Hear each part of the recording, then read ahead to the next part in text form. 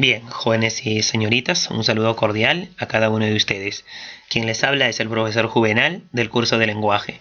En esta bonita oportunidad vamos a desarrollar nuestro primer tema, la comunicación humana. Bien, cuando hablamos acerca de la comunicación humana, diremos que es un proceso en que el emisor y el receptor comparten mensajes mediante los procesos de codificación, transmisión, recepción y decodificación. Los procesos de codificación y transmisión los realiza el emisor, mientras los procesos de recepción y decodificación los realiza el receptor. Esto quiere decir que el emisor elabora y transmite, mientras el receptor recibe e interpreta. Ahora pasemos a desarrollar las clases de la comunicación. Tenemos dos, comunicación humana y tenemos una comunicación no humana. Dentro de una comunicación humana tenemos lingüística o verbal y tenemos no lingüística o no verbal. La comunicación humana, lingüística o verbal se desarrolla con palabras, mediante la forma oral y mediante la forma escrita. Mientras una comunicación humana no lingüística o no verbal se desarrolla sin palabras, mediante los gestos, mediante las mímicas, mediante pictogramas, mediante los colores, mediante los símbolos y entre otros. Y dentro de una comunicación no humana tenemos una comunicación animal y tenemos una comunicación vegetal. Los animales se comunican mediante los instintos, mediante los sonidos, mediante los gritos y entre otros, mientras que las plantas se comunican mediante estímulo-reacción. Ahora pasemos a desarrollar los elementos de la comunicación. Tenemos un total de 7 elementos de la comunicación: emisor, receptor, mensaje, canal, código, referente, contexto.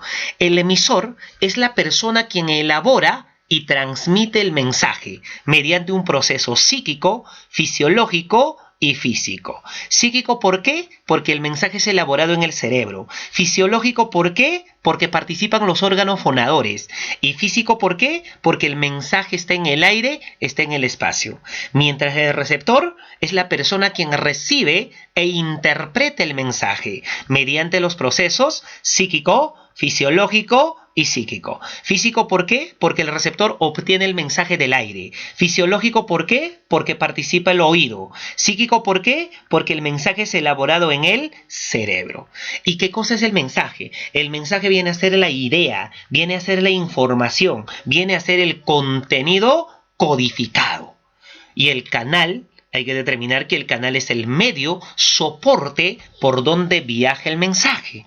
Es el soporte, es el medio donde está plasmado el mensaje.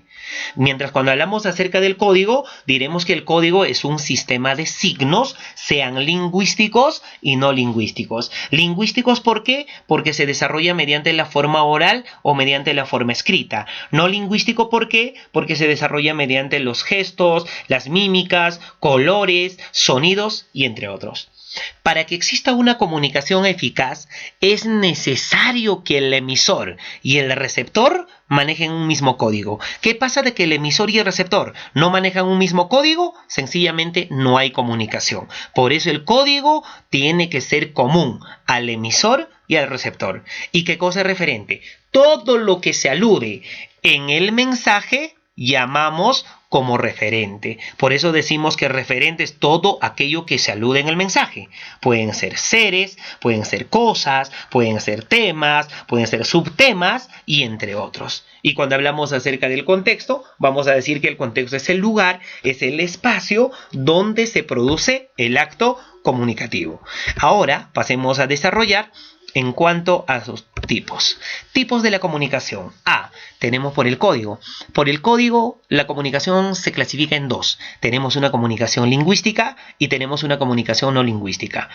La comunicación lingüística se desarrolla mediante la forma oral o mediante la forma escrita. Por ejemplo, una carta es una comunicación lingüística. Y cuando hablamos acerca de una comunicación no lingüística, se desarrolla mediante los gestos, se desarrolla mediante las mímicas, colores, sonidos. Un ejemplo, tenemos las campanadas de una iglesia. Eso sería por el código. Entonces recuerden, por el código tenemos una comunicación lingüística y tenemos una comunicación no lingüística. Por el canal se subdivide en 5. Tenemos una comunicación auditiva, visual, olfativa, táctil, gustativa. Una comunicación auditiva es cuando el receptor capta el mensaje mediante el oído. Por ejemplo, escuchar una música. Eso es un ejemplo de una comunicación auditiva. Una comunicación visual es cuando el receptor capta el mensaje mediante la vista. Un claro ejemplo tenemos en el semáforo. Y una comunicación olfativa es cuando el receptor capta el mensaje mediante el olfato, mediante la nariz. Un ejemplo tenemos el olor de la comida. Y dentro de una comunicación táctil es cuando el receptor capta el mensaje mediante el tacto. Un ejemplo puede ser un abrazo. Y dentro de una comunicación gustativa es cuando el receptor capta el mensaje mediante el sentido del gusto. En el caso del sabor de la comida. Ahora pasemos por el tipo de receptor. Por el tipo de receptor tenemos una comunicación privada y tenemos una comunicación pública. Una comunicación privada es cuando el número de receptores es limitado, mientras una comunicación pública es cuando el número de receptores es ilimitado. Cuando hablamos acerca de una carta es una comunicación privada y la lectura de un periódico viene a ser una comunicación pública. Eso sería por el tipo de receptor. Ahora, por la relación entre el emisor y el receptor. Por la relación entre el emisor y el receptor tenemos dos. Tenemos una comunicación intrapersonal y tenemos una comunicación interpersonal. Una comunicación intrapersonal es aquella comunicación que se desarrolla conmigo mismo, contigo mismo, consigo mismo. Claro ejemplo tenemos en el caso del monólogo, soliloquio. Mientras una comunicación interpersonal es cuando el emisor es otra persona y el receptor es otra persona. Se da de dos a más. Un claro ejemplo tenemos una conferencia, una carta. Eso es ejemplo de una comunicación interpersonal. Ahora vayamos a desarrollar por el espacio. Por el espacio tenemos dos. Tenemos una comunicación directa y tenemos una comunicación indirecta. Una comunicación directa es cuando el emisor y el receptor están en el mismo lugar, están en el mismo espacio. Mientras una comunicación indirecta es cuando el emisor y el receptor están en diferentes lugares, están en diferentes espacios. Un ejemplo de una comunicación directa es diálogo entre padre e hijo dentro de la casa. Eso es un ejemplo de una comunicación directa. Y una comunicación indirecta sería en cuanto al chateo, ¿no? Por ejemplo, mi enamorada está en Lima, yo estoy en Ayacucho, empezamos a chatear. El chateo sería un ejemplo de una comunicación indirecta. Ahora vayamos a desarrollar por la dirección del mensaje. Por la dirección del mensaje tenemos una comunicación unilateral, unidireccional y vertical. Una comunicación unilateral, unidireccional y vertical es cuando el emisor envía un mensaje al receptor y el receptor no le responde. El receptor no le contesta. Un claro ejemplo tenemos la lectura de un periódico. Mientras una comunicación bilateral, bidireccional, horizontal y recíproca es donde el emisor envía el mensaje al receptor y el receptor le responde. El receptor le contesta. ¿Ya? Hay un diálogo acá entre el emisor y el receptor. Un claro ejemplo tenemos el chateo, por ejemplo. El diálogo de dos enamorados, ¿no? Sería un ejemplo de una comunicación bilateral, bidireccional, horizontal y recíproca. Y los factores constitutivos de la comunicación son el ruido y la redundancia.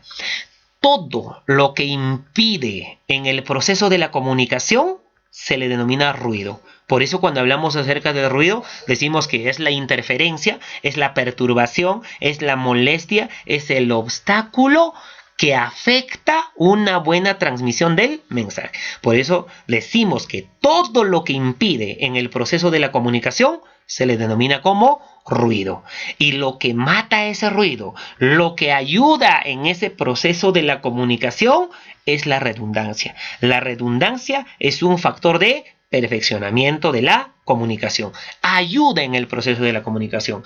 Todo lo que impide en el proceso de la comunicación, ruido. Y todo lo que ayuda en el proceso de la comunicación, la redundancia. Muchísimas gracias por prestarme la atención.